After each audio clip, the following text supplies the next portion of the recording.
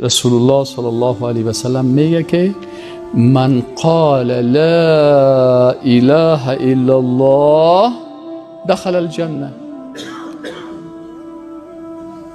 کسی که لا اله الا الله میگه ای داخل جنت میشه.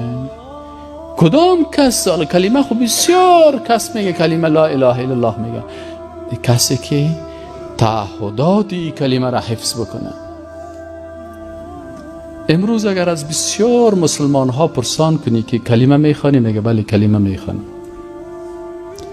اما اگر پرسانش کنی که در کلمه چی راز است که یک کافر 60 ساله را با یک کلمه خواندن مسلمان میسازه، چی راز است؟ و یا تو که کلمه خواندی با خالق چی تعهد داری؟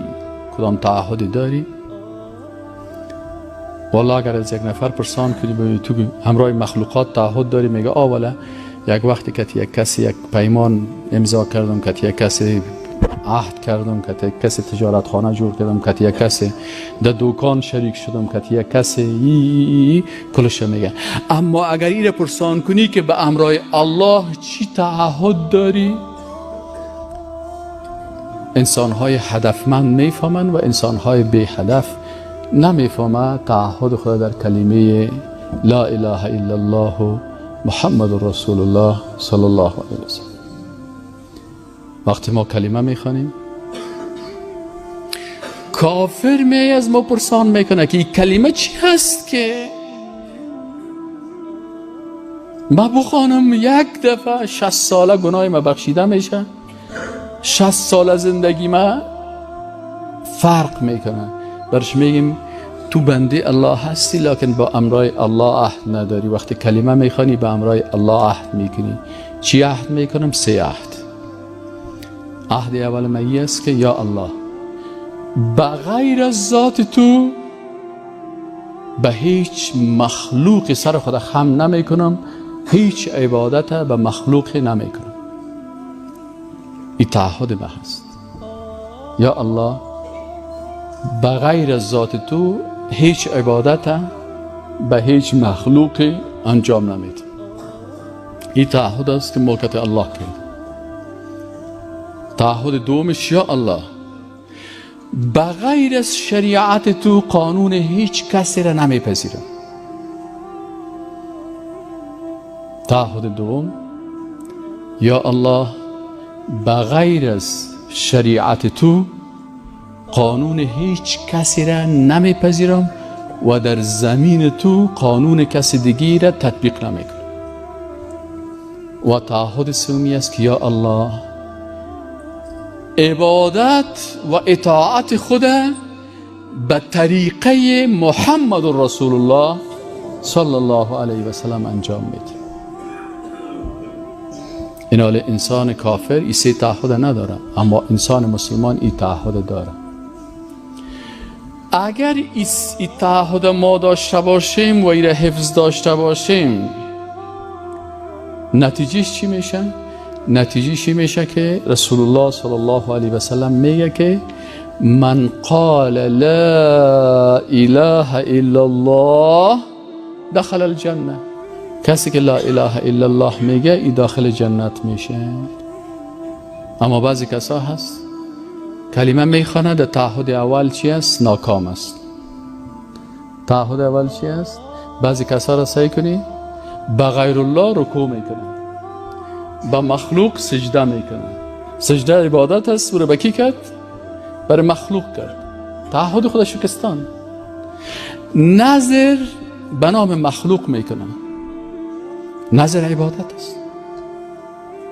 در 5 وقت نماز میگه ایاک نعبدو. در هر رکعت نماز باید تجدید تعهد کنی. ایاک نعبدو و ایاک نستعین. اما بسیاری کساس کلمه میخوانن لیکن تعهد خود شکستاندن. یکی سجده خود به غیر الله میکنه، یکی عبادت خود به غیر الله میکنه، یکی رکوع به غیر الله به مخلوق میکنه، یکی نظر به نام مخلوق میکنه. تنها در افغانستان 14 قسم، یک روز یک کسی در موبایل بر من روان کرده بود، 14 قسم نظر مخلوق است. تنها در یک نظر 14 قسم شرک میکنن. و امرای الله در عبادت الله مخلوق شریک میکنن. بعضی کسا در تعهد اول خود خوب است، تعهد دومی را مشکنانه. تعهد دومی چی است؟ گاهی قانون روس قبول میکنن، گاهی قانون امریکا را قبول میکنن، گاهی قانون فرانسه را قبول میکنن، گاهی قانون ملل متحد قبول میکنن، گاهی قانون یهود قبول میکنن، گاهی قانون نصارا را. پس تعهد خود با الله شکستان. که الله تعهد کرد که بغیر از شریعت تو، قانون تو، قانون کسی دیگه را قبول نمیکنم. اما باز میخیستم میگن ای والا قانون فلانی جای، قانون امریکا از شریعت کده خوبتر است، قانون روس از این کده خوبتر است. به کلمه خود چی شد؟ کلمه خود شکستان. همین قسم که یک نفر وضوش مشکنه، این همین قسم ایمانش هم مشکنه، تعهدش هم نقص میشه و مشکنه. و سومش است که یا الله زندگی خدا، نماز خدا، عبادت خدا، ذکر خدا، طاعت خدا به طریقه یکی میکنم محمد رسول الله صلی الله علیه و سلم. بعضی کساست حالا پیر ما کی هست؟ محمد رسول الله. مرشد ما کی هست؟ رسول الله صلی الله علیه و سلم. اسوه ما کی هست؟ رسول الله صلی الله علیه و سلم. راهنمای ما کی هست؟ رسول الله صلی الله علیه و سلم. قلبی که پاک بود که ما قلب خودم مثل قلب از او بسازیم. قلب کسی که برش گفته شد علم نشرح لک صدرک، قلبی را که ملائکه ششتن، قلبی که پر از توحید الله بود. ذکر خدا به طریقی که بکنیم؟ به طریقی محمد رسول الله صلی الله علیه و سلم. ولکم فی رسول الله اسوة حسنه. ما در یک جایی بودم، استاد شما طریقت قبول دارین؟ گفتیم بله، ما اهل طریقت هستیم. طریقت چی معنی؟ طریقه و راه و روش. به طریقه کی هستین؟ گفتیم به طریقه محمد رسول الله صلی الله علیه و سلم. چرا به دیگه طریقه ها نیستیم؟ من گفتم از هیچ قلبی در دنیا نیافتم که از قلب رسول الله صلی الله علیه و سلم که پاکتر باشه. هیچ چشمی نیافتم که از چشم رسول الله صلی الله علیه و سلم که عفیفتر باشه. هیچ عبادتی را ندیدم که از عبادت رسول الله صلی الله علیه و سلم که برتر باشه. هیچ شخصیتی را نیافتم که شخصیتش از شخصیت رسول الله صلی الله علیه و سلم برتر باشه. و هیچ جای در قرآن نیافتم که اسوه ما بغیر از رسول الله صلی الله علیه و سلم که در ملت ابراهیم علیه السلام بود که اسوه همگی ابراهیم است و محمد است علیهم السلام. و ما محمد صلی الله علیه و سلم من حیث اسوه و رهبر و رهنما و پیر و مرشد و خود گرفتیم.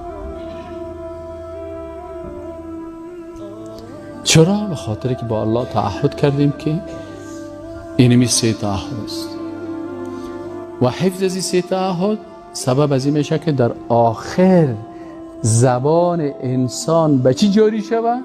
لا اله الا الله محمد رسول الله صلی الله علیه و سلم.